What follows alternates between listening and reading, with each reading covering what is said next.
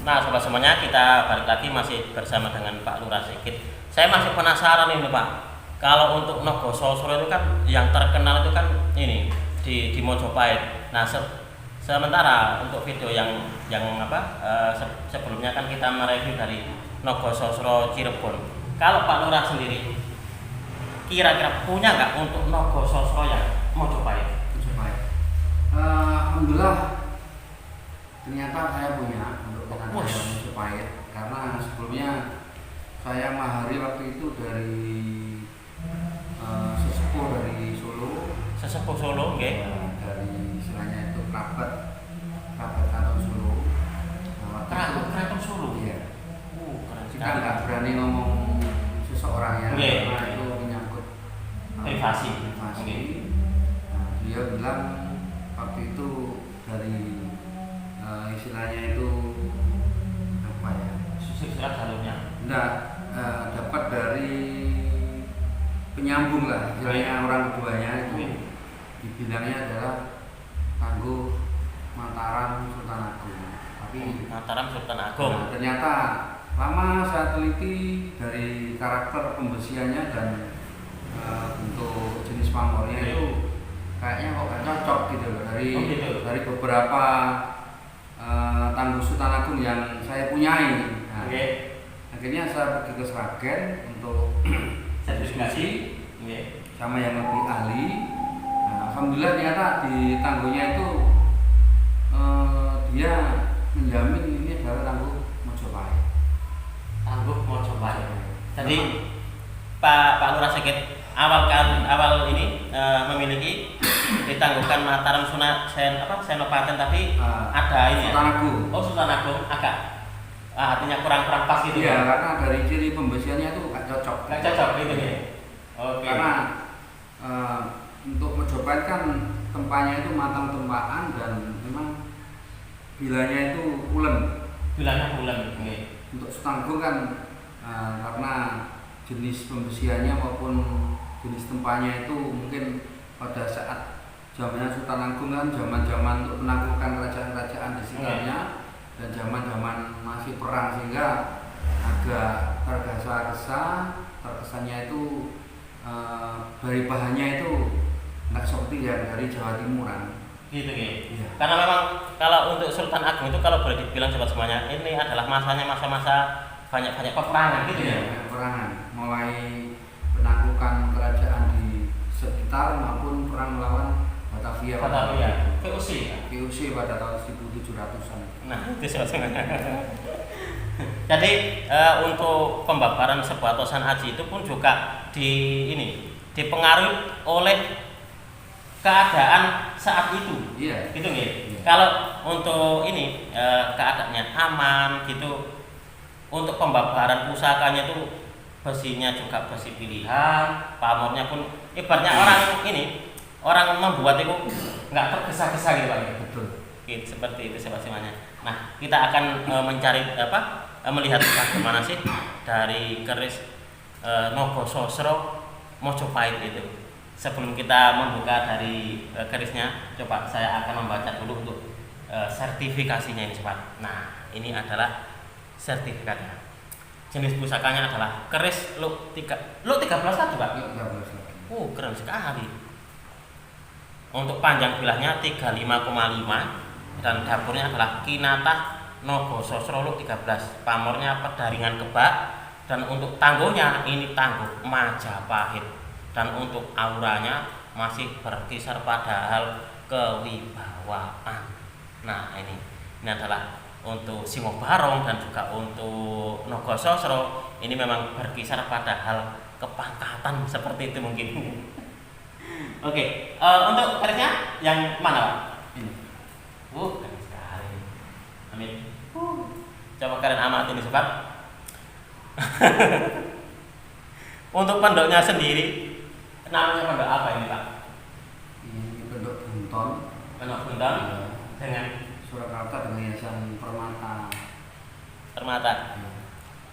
Pak Lurah Sigit, memahari pusaka ini langsung bagus dengan warangkanya apa ini diberikan satu persatu? Enggak, ya langsung seperti itu. Langsung satu sobat semuanya, ini untuk tatahan yang ini pendok seperti ini, saya punya teman yang punya yang kayak gini.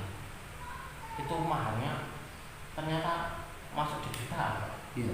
Bener nih? Ya kalau emang ini kan istilahnya tembaga, cuma kan ukirnya bagus, bunton, terus ada tataan permata. Ini sobat semuanya. Padahal itu waktu itu zaman tahun berapa itu ya? Sudah masuknya itu sudah jutaan. Dan untuk saya pribadi waktu itu loh sobat, beliau meminta hanya 600.000. Padahal sebenarnya itu murah. Tapi waktu itu saya dananya nggak ada. Akhirnya nggak bisa saya ambil Pak. Padahal untuk waktu itu tahun berapa itu sudah jutaan itu untuk yang orang seperti ini pondok yang seperti ini. Oke. Karena memang untuk membuatnya ini sobat, ini dibutuhkan keahlian khusus. Karena apa? Karena kalau dilihat di sini ini bagus sekali, rapi banget. Dan ini untuk hiasannya, ini adalah hiasannya batu mulia Pak. Batu permata ya. Batu permata. Nah ini sobat semuanya. Nah coba kalian amati sebelum saya buka ini untuk kerisnya. Ini memakai selut dan selutnya ini lamen Pak. Lawasan ya. Lawasan. Asik sekali. Perabotnya sangat mewah sekali.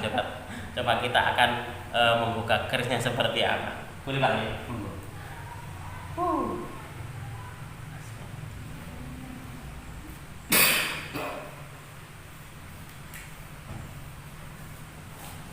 Nah, sobat semuanya, ini adalah penampakan dari kerisnya. Ini adalah Nogososro Look 13 dengan tangguh Majapahit. Nah, ini sobat semuanya. Nah, ini juga berkinatah emas, Pak.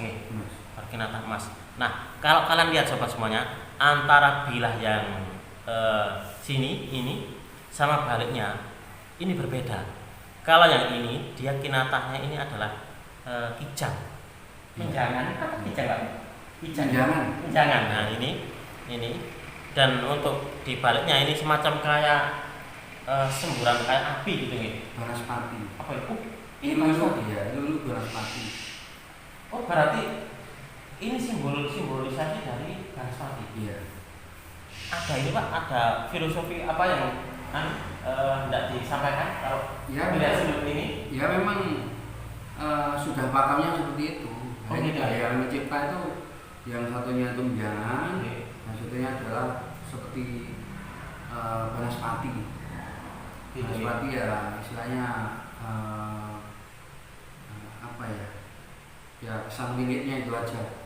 Nah, sobat-sobatnya saya pernah membaca dari filosofi kenapa ditata dibuat menjangan. Jadi menjangan ini adalah simbolisasi dari sebuah kesabaran, kelembutan, itu seperti itu.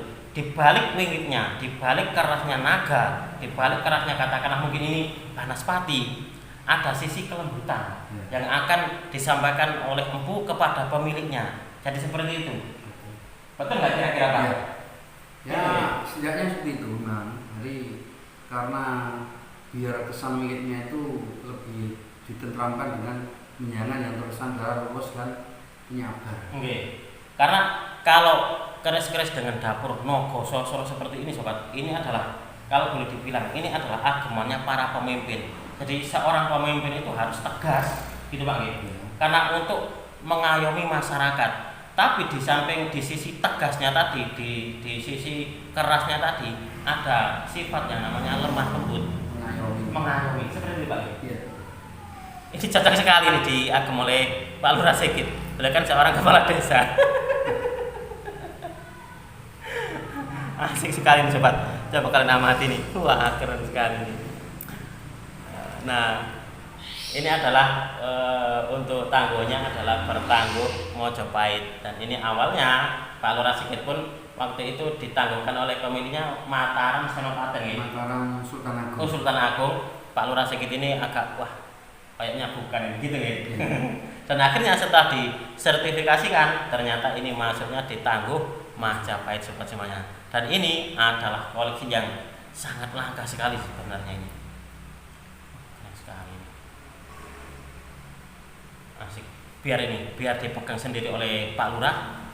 Saya akan membalik videonya biar kalian bisa tahu ini untuk detail bilahnya. Dan di sini sobat semuanya, di bagian mulutnya ini ada mut-mutannya.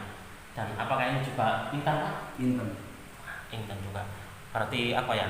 Kalau boleh dibilang, leluhur kita dulu itu sebenarnya sangat kaya sekali, Pak. Ya sebenarnya dari zaman keemasan Majapahit itu melimpah ruah yang namanya kandungan emas maupun batu mulia yang lain. Sangat melimpah sekali. Sangat Di zaman Majapahit. Di zaman Majapahit. Makanya tidak heran sobat semuanya bahwasanya keris-keris di keris pun itu dikinatahkan emas, karena kalau zaman dulu itu sangat melimpah sekali gitu Bang. Luar biasa sekali.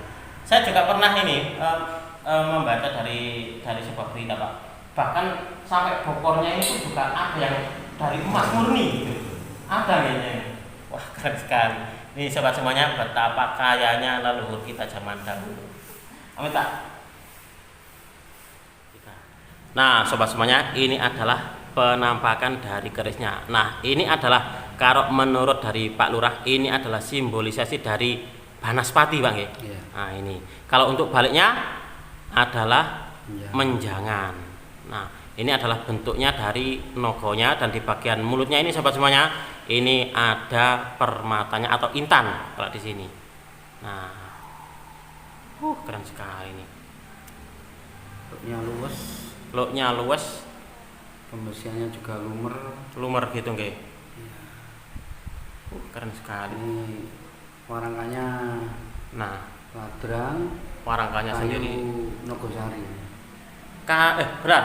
Kayu Nogosari itu katanya kayu ini Pak ya, kayu bertuah. Ya. Bener nggih? Ya, dulu kayu Nogosari kan hanya ada ditanam di makam pembesar istana. Oh gitu nggih. Kayu Nogosari. Raja-raja, keturunan raja-raja. Oh gitu. Zaman dahulu. Luar biasa sekali. Berarti ini kayunya pun juga kayu-kayu khusus gitu Pak. Iya, kayu ada tuanya, dipercaya ada tuanya. Oh gitu nggih. Asik sekali. Dan ini adalah penampakan dari kerisnya ini sobat. Keren sekali. Dan ini adalah untuk pamornya sendiri masuk di pamor Pedaringan Kebak kalau menurut dari sertifikasinya gitu Bang ya. Betul. Nah, ini sobat semuanya. Dan ini adalah koleksi Pak Lurah Sikit. Sudah lama ini Pak kalau yang ini? Ini dapatnya sekitar tahun 2006. 2006. Oh, sudah lumayan ini ya. Iya. Oh iya Pak, kalau misalkan ada yang berminat gitu, apakah dilepas? Kalau sesuai Gitu. silakan hubungi saya. Oh gitu coba-cobanya. Asik loh. Memiliki pusaka dari ini Tangguh Majapahit sangat-sangat menyenangkan sekali ini. Dan ini tenang saja, untuk pusakanya Pak Lurah ini semuanya ini ada sertifikatnya ini seperti ini. Nah, ini adalah sertifikasi dari pusakanya. Coba kalian baca sendiri nih. Nah, ini. Oke, habis dari review pusaka Nogososro, kita akan melanjutkan lagi sobat di review pusaka selanjutnya.